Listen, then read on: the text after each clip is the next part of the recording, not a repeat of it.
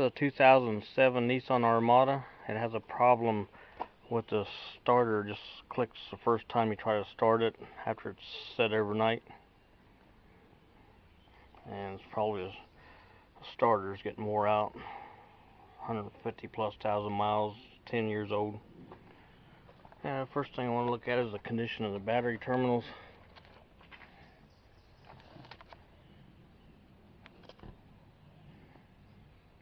And the condition of the battery after it's set overnight.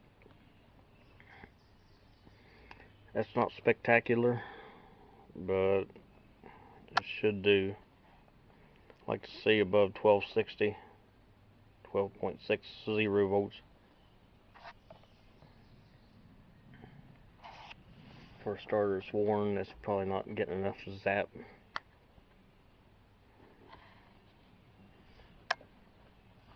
But it's something that could get you stranded, I guess. And I'll follow the ground cable down that bolts onto the timing cover there. Make sure it's in good shape.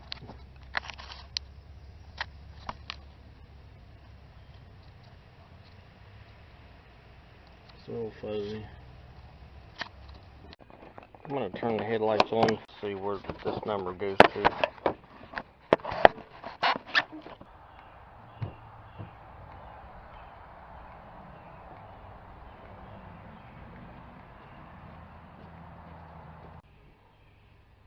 And see how well it recovers. Well, it's kind of low. It's rebounding. It's got some reserve, but not a lot of static charge. It's set overnight, and that's the juice I got. So I'm gonna give it a try and see if it does it.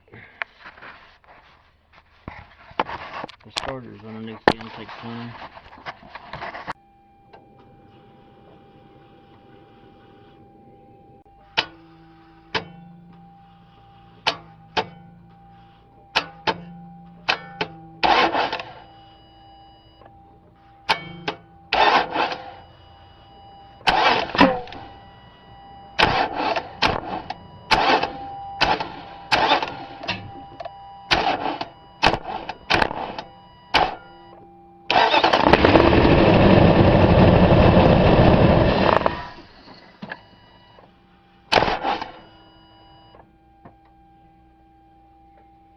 Solenoid on the starter, or it's pitted up inside. Probably needs replaced before it gets stranded somewhere.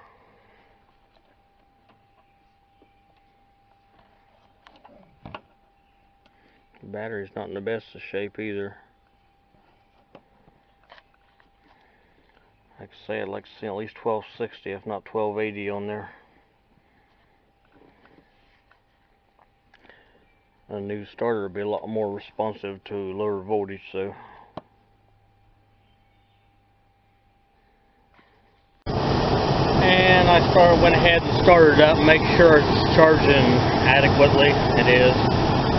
Anything over 13/8 is good. Before it gets started, I pre-ordered a new replacement starter for it. That's the S terminal, or start terminal. The wires actually go around from the back to the front facing the firewall. The positive battery cable will hook on here, and this will have a plastic cover over it. And the bolts go in through the engine to hold the starter from this away. The flywheel, of course, is going to sit in this area.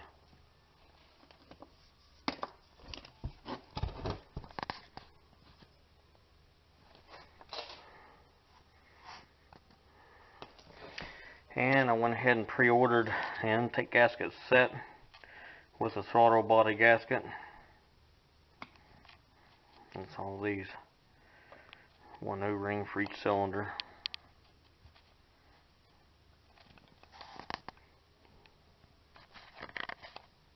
because of the throttle body. It's easier to separate it than it is to drain the antifreeze out of it and pull all the hoses off of it.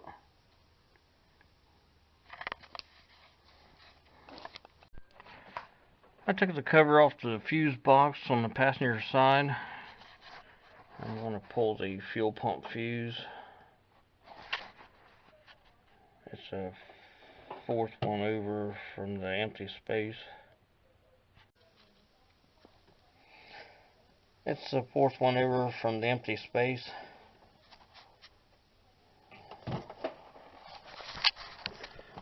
It's actually the last 15 amp before it turns into 10 amps.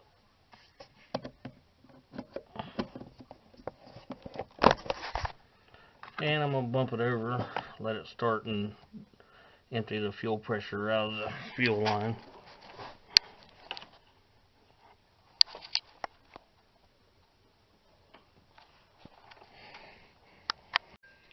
Or you could let it sit overnight. It would probably drain back into the tank by then.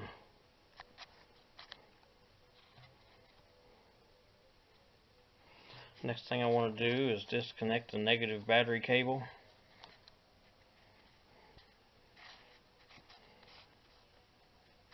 Be sure to store any radio presets.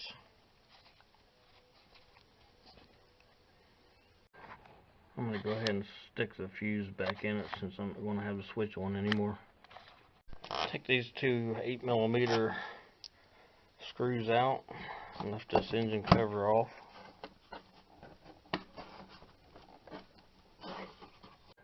It's got little knobs holding it down in the back.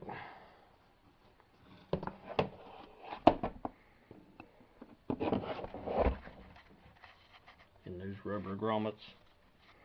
And once the engine cover is off, if you've got access to air, blow all the loose debris off from around the lower intake plenum.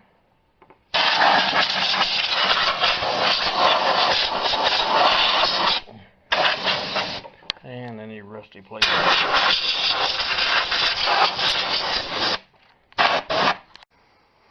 I'm going to take just a minute, slide this, pull this hose through this little bracket a little bit, slide the clamp back on this evap maintenance port, and just wiggle it out of there without breaking this nipple off of it.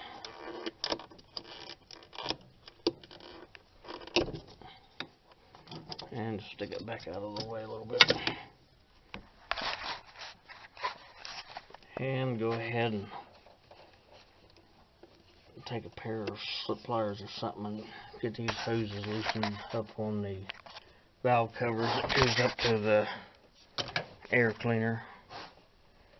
There's one on each side.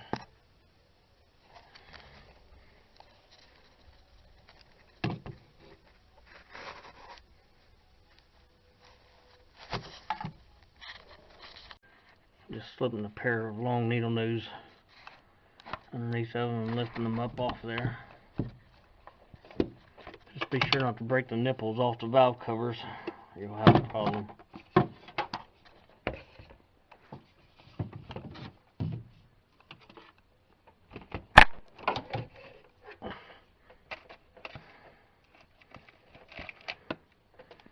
Pretty loose on there. I might put a clamp on that. You don't want any unmetered air entering the motor. And take this clamp loose on the throttle body. And stick a screwdriver underneath of the lip of it and get the seal broke loose.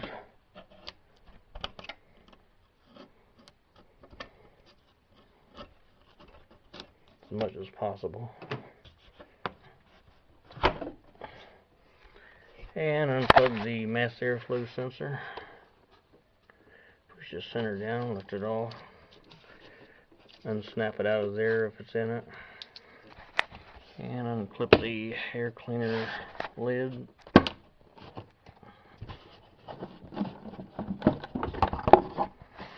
And remove that, the hoses with it out.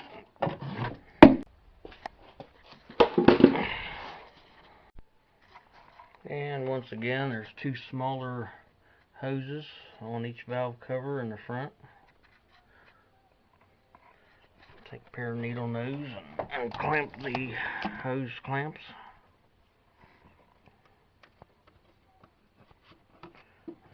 And slide the hoses off without breaking the nipple off the valve cover.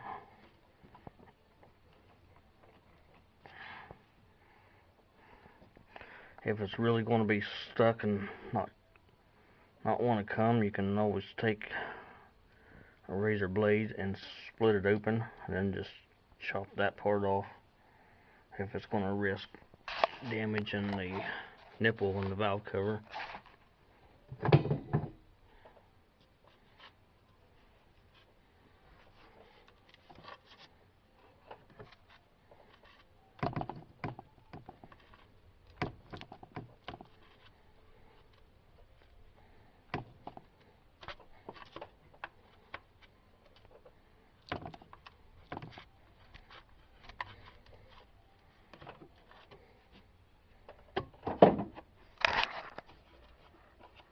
There's one. Do the other. There's a solenoid. Solenoid on the driver's side. I'm going to unclip it. There's some wire hold downs. Deal with them accordingly. Take a pair of needle nose and pinch the heads of them in and release them. Or cut them and zip tie the wire harness back to it.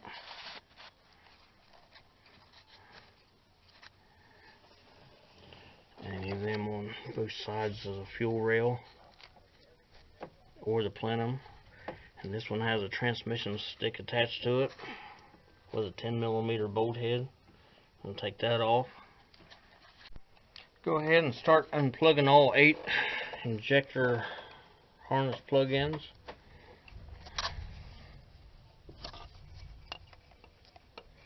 Just kind of laying them back out of the way a little bit.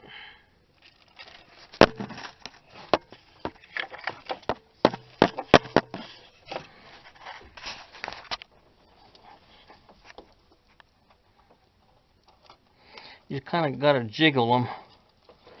Take your time so you don't break the injector plug off or break the injector itself. The ones in the back really had the best luck of taking a pair of needle nose and squeezing the center in.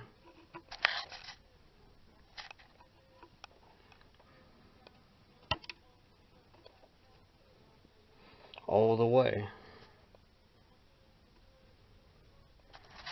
Take a screwdriver underneath the locking edge, just kind of gotta wiggle it, and it'll just kind of give.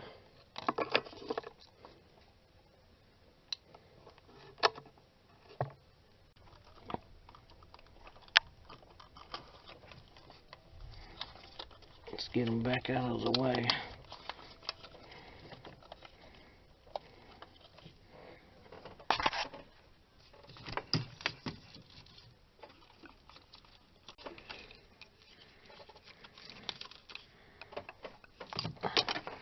Should see 8 injectors unplugged now. Transmission dipsticks free, and the wire harness is unclipped from the fuel rail in both places here. Hoses are off. Just kind of gotta look at it this way.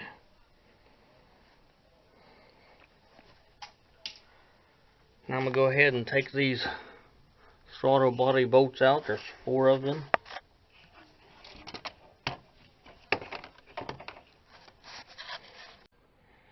A 5mm hex head fits them pretty good. And I'll just lay that throttle body down in the front here. I took the bolts out of the throttle body. They was all the same size. I got a bungee cord kind of pulling the throttle body back a little bit. Pay attention to how that seal and wire mesh is orientated to the top.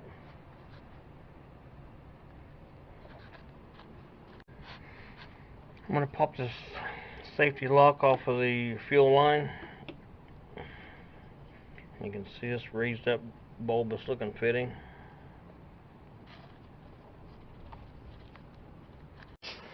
And I'm going to go back to the gas tank lid and crack the gas cap loose. I'm going to spray a little penetrating oil in that raised up area. It's a little fuzzy in there. That'll help it out.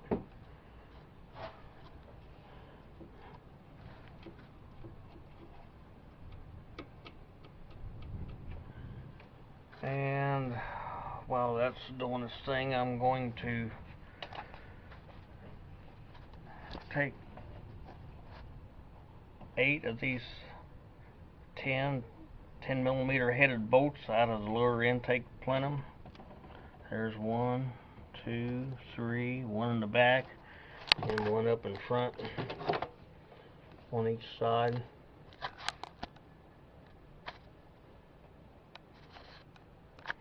I'm going to break them all loose, leave the front 2 in it loose, and take the other 8 out, both sides. I've already taken an air hose and blown all the loose particles I could off of it to keep stuff from falling down in the intake holes into the intake ports made into the head.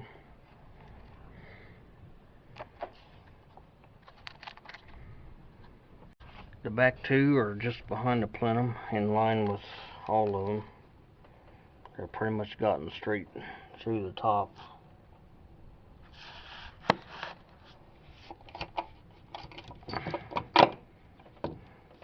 Just be sure and keep your socket square on them. They look pretty rusty. Be rounding the heads off of them.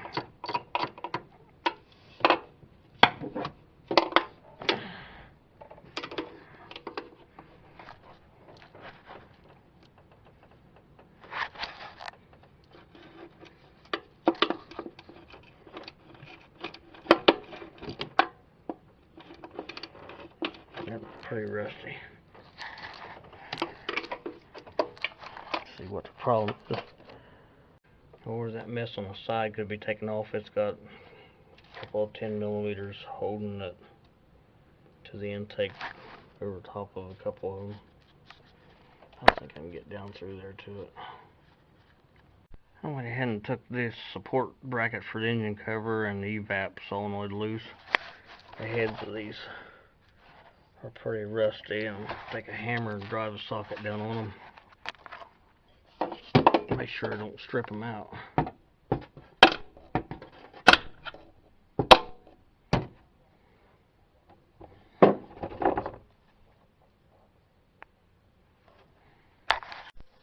I've had to take the beauty cover hold down bracket off this side too, so I can get a socket down in there and a hammer to beat it down on those rusted headed bolts.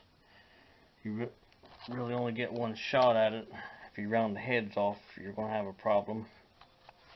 Just make note of the length of the bolts that goes into these so it doesn't knock a hole in the intake plenum. Keep those bolts with it.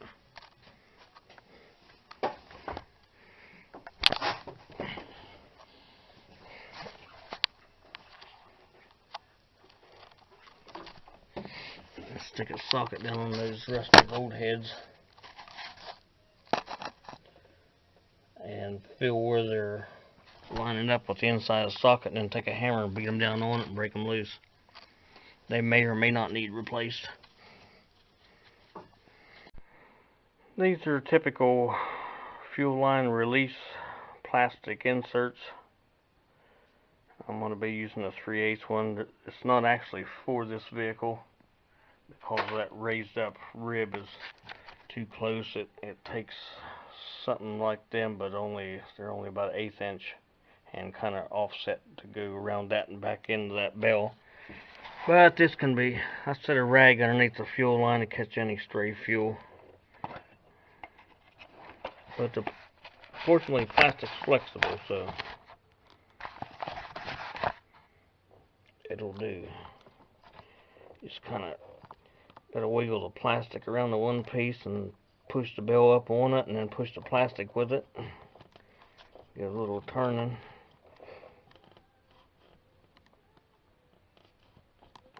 Just make sure the bell, you're opening 4 fingers up in there, and to take the load off of them, bit against another lip back in there, you want to walk both of these plastic and the bell together while opening them fingers up to their max. There it goes.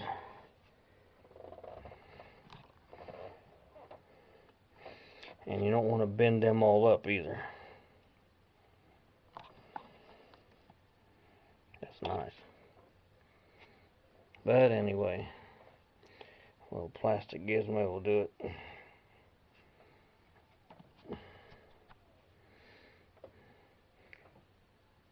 But I'm going to unclip this line from down here a little bit, just get it out of the way. You don't want to crimp this line either, it'll break. It's like plastic tubing. If you crease it, it'll weaken it and it could start leaking.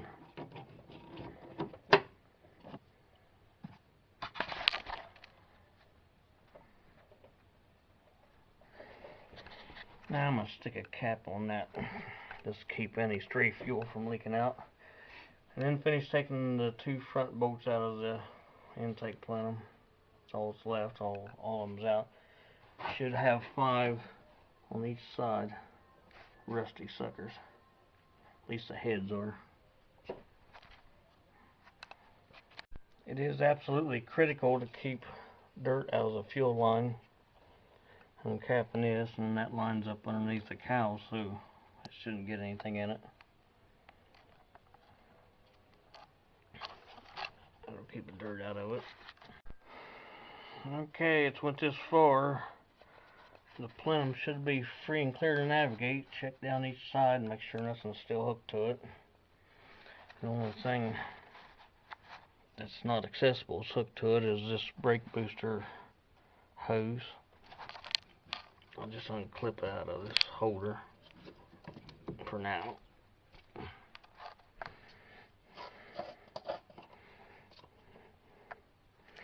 I want to lift it up over this throttle body so as not to break a nipple off or tear a hose or pull the wire harness out of the throttle motor actuator. It's probably going to be a little sticky on the head because it's been baking on there for a long time.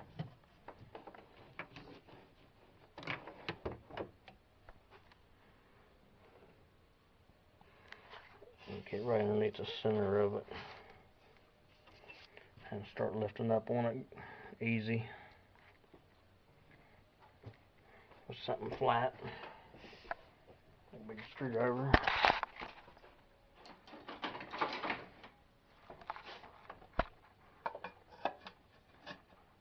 Be sure not to stretch your fuel crossover pipe out.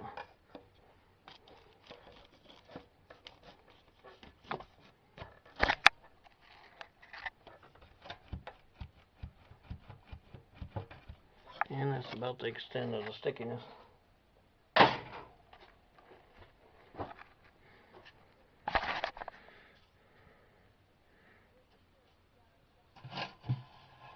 It's kind of heavy. And the brake hose can stay on there,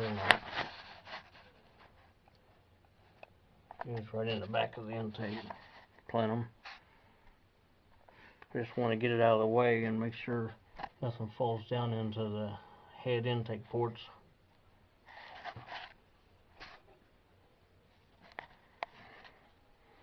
There's plenty of clearance to lift it over the throttle body. Let me get it up out of there and set it over here.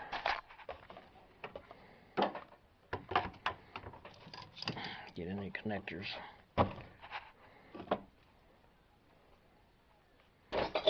Get the air filter out of the way so it don't get trashed. It's not that old. These are the intake seals I'm going to be replacing. It's not absolutely critical as long as they're pushing up. But these are getting a little hard. And since I'm already in here, I'll pick them out of there and clean the slots up, stick some new ones in it. And there's the target. That's a jewel.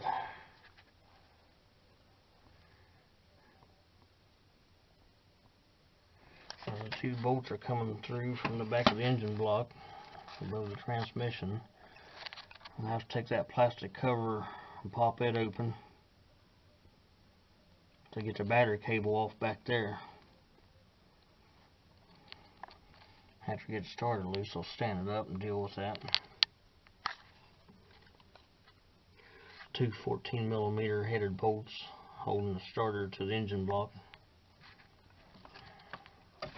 Been an opportune time to change the knock sensors. Like there's a piece of debris getting ready to fall down into the port. Now you can either stick some paper towels in these ports, rags, or cover them with masking tape.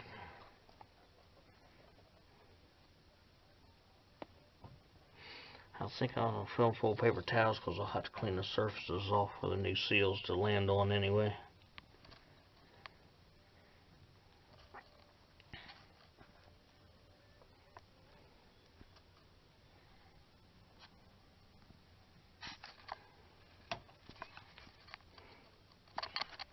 Looks like either injector is leaking or a valve seal.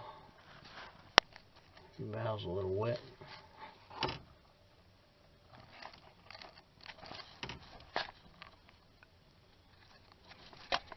It does smell a little bit like oil when you first start it up, so it's probably valve seals.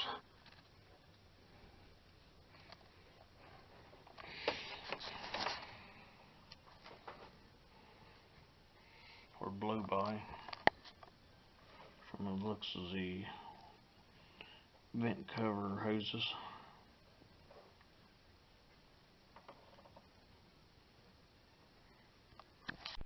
I've got the intake ports filled in with paper towels. First thing is this start terminal wire. It's fastened here, and these two white pegs here, alignment peg and a lock. We'll release those and then plug it back here after I get it released. The starter bolts are in there pretty good. It's a pain to get to. I use a 3/8 ratchet with a cheater bore about 10 inches long, slid down the ratchet. Just a jack handle cut off. 14mm shallow well. Get it in front of that heater hose and get on each one and break it loose this way. Just make sure you don't tear up your throttle body or radiator neck or anything else. Yep, those are nice.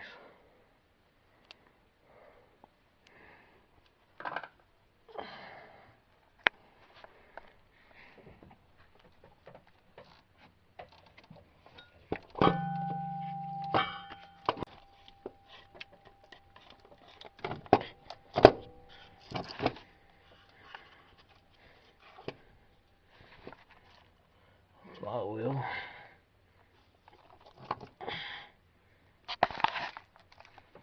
Alright, take a plastic cover is dislodged.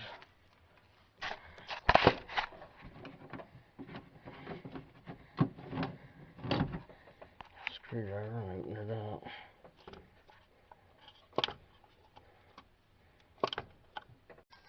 This little spike's when I hold on to the end, I'll tell you. Holds that cover on there. I'm going to take that 13mm nut loose and release the battery cable.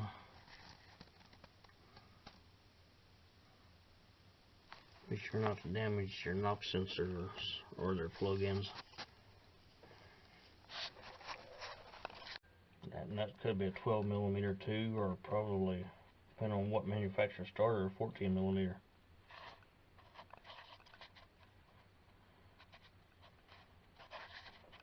And the cable's free. Looks like a little problem there.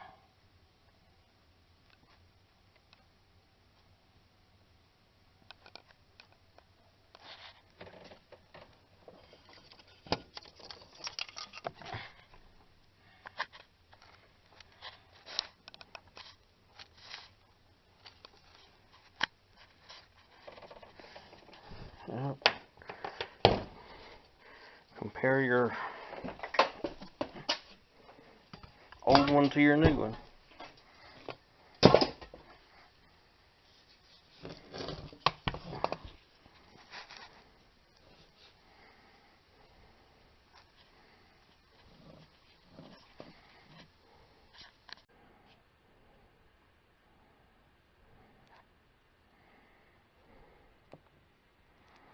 Number of gear teeth, angle of that opening, bolt holes.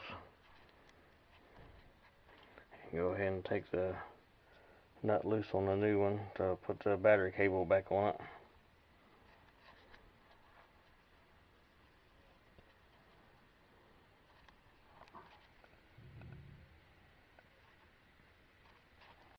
Yeah, just for shits and giggles, check and make sure your nuts are pretty snug on this. Don't apply too much force, you'll shatter this plastic, and then you'll be done. Just about 8 or 9 pounds on this nut, and this bolt, check it. Make sure none of them's loose or anything. Mouse over the video and hit the circle I to continue to part 2 of the video.